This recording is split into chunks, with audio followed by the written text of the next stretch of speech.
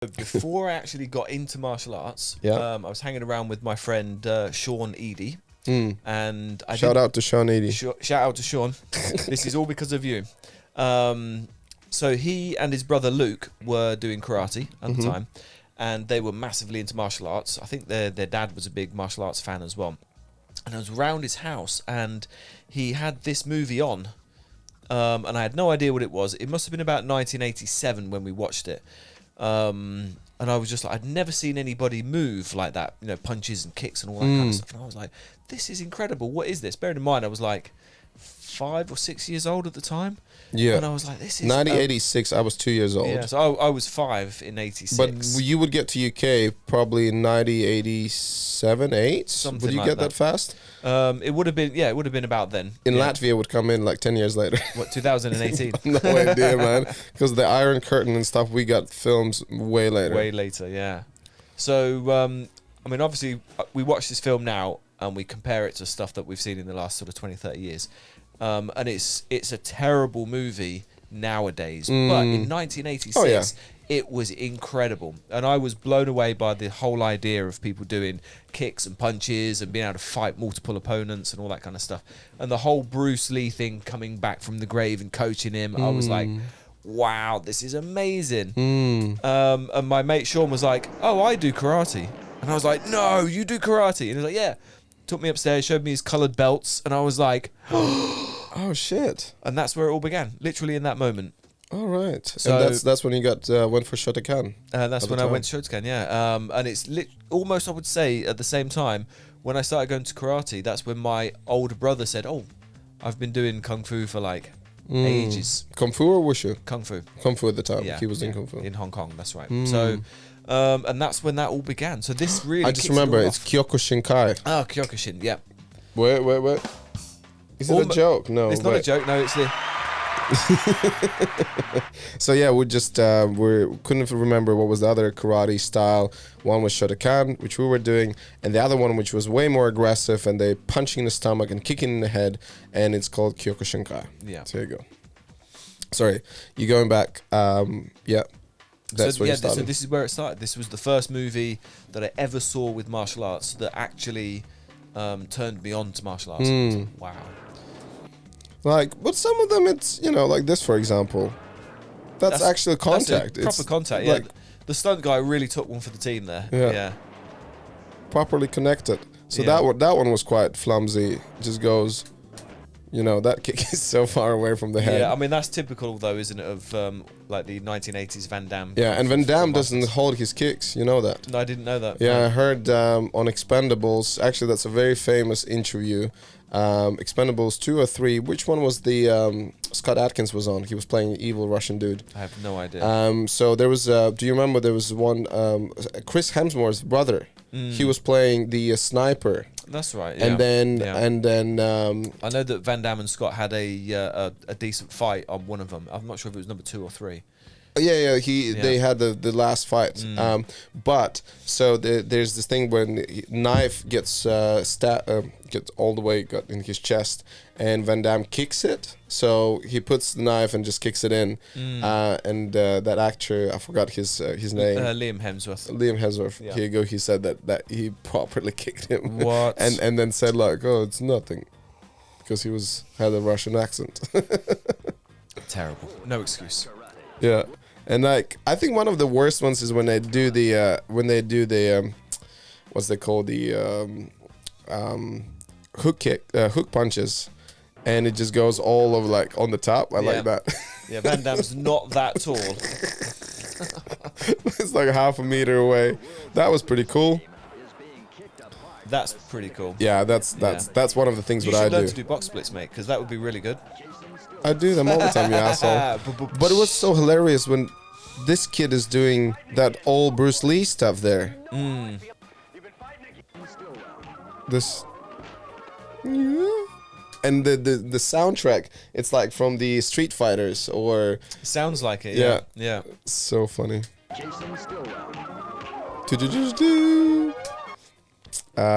Anyways, yeah, so Van Damme is playing the baddie, and then there's this massive fight. I wasn't a very huge fan of this one. But I think the second one, the Bloodsport, which you chose your second film, that was a film because you could see all sorts of styles there. That was insane. Everything about this movie sort of captured my imagination at the time. It was because it was about full contact martial arts. There was lots of styles in it. The soundtrack. I mean, the music was by the same guy that did Top Gun, Kenny Loggins. Oh, okay. So Kenny Loggins did the Kumite soundtrack for this, and everything about it was just like, it was everything a martial artist wanted to be. Do you know what I mean?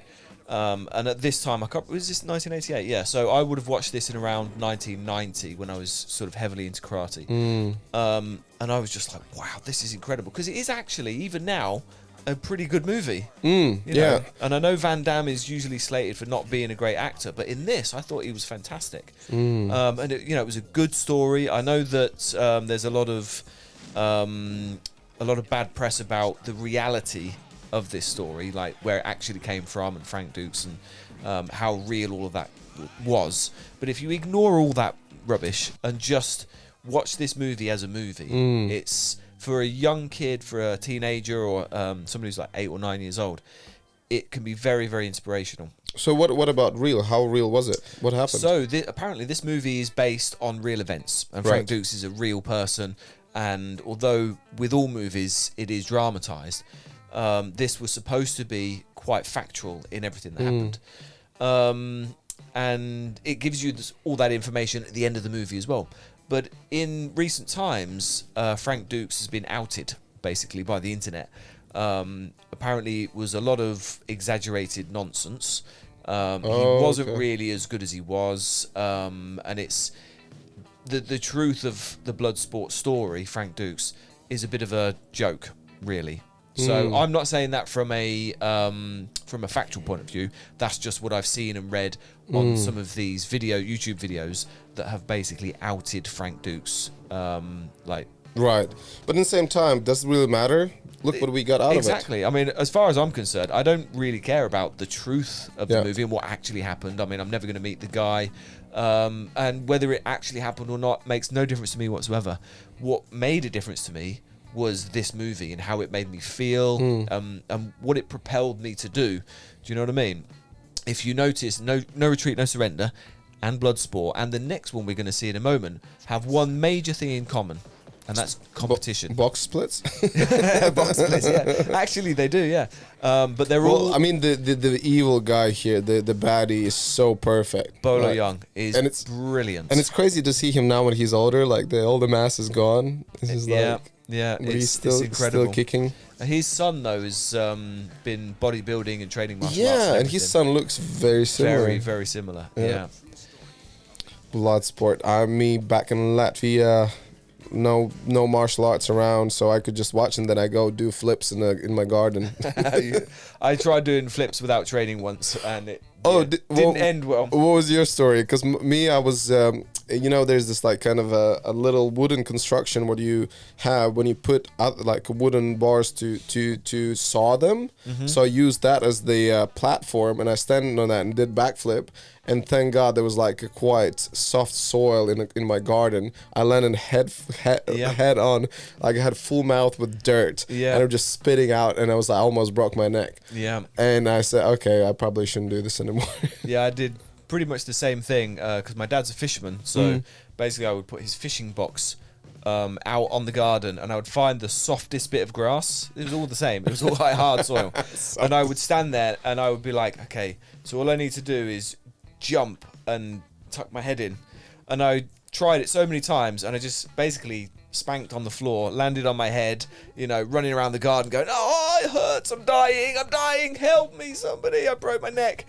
And I would just keep doing it, and I never got it. And I was like, for ages, I was trying to learn how to flip, how to aerial cartwheel, and I had no idea what I was doing. But all I was doing was just hurting myself every time. I was like, that's not how to do it. Because at the time where you lived, did you hear anything about gymnastics and that the thing existed? No, there was Because where I grew up, we just didn't have any of that. I mean, there were kids gymnastics clubs, but I didn't know that existed at the time. And you would think, why gymnastics? I need martial arts, because you would think that martial arts doing all the cool tricks. That's what I thought. Yeah, which they don't. Well, they do now. And now we have best of the best. I like how you had also by years, like from 86, 88, 89.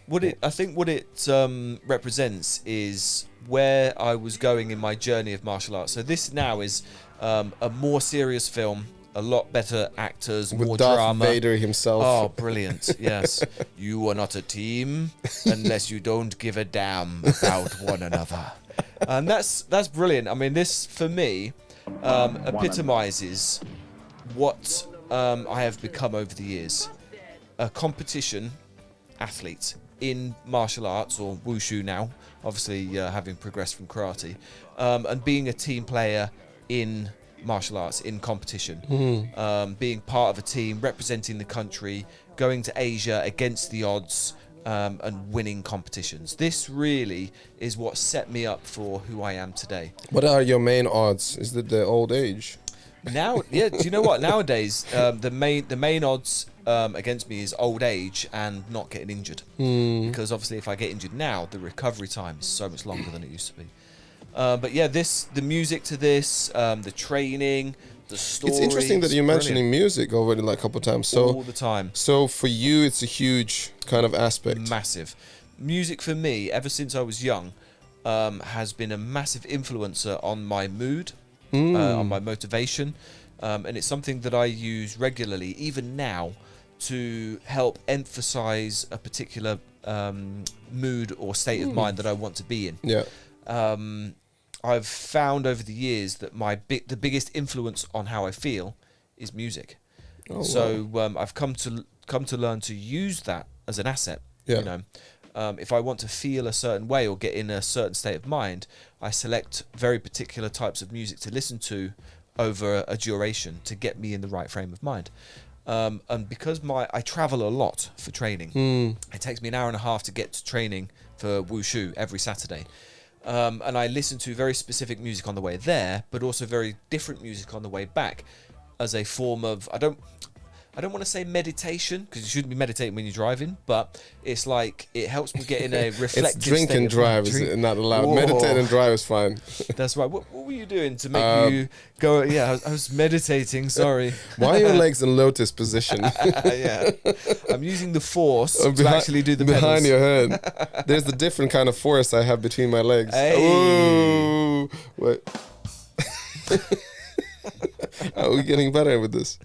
And I think the music aspect comes from the movies that I watched in the 80s growing up, because obviously as a kid you're very impressionable at that age. You must be quite a big fan of Tarantino's stuff then. Yeah. Because like Pulp Fiction was one of the films where the music tracks, and for him also Reservoir Dog was all about the track. He would literally spend like the half a budget or whatever, even more, just to get the right tracks. I would say that one of my biggest favorite things is movie soundtracks from the 80s and some from the 90s, but most definitely the 80s. What examples? Give me. Superman. Okay. Superman, Indiana Jones, Star Wars, Batman, Star Trek, martial arts films like Best of the Best, Bloodsport, Kickboxer, all of those sort of things. So when soundtracks were actually orchestral. What about the Rocky? Rocky, of course. Yeah. Rocky.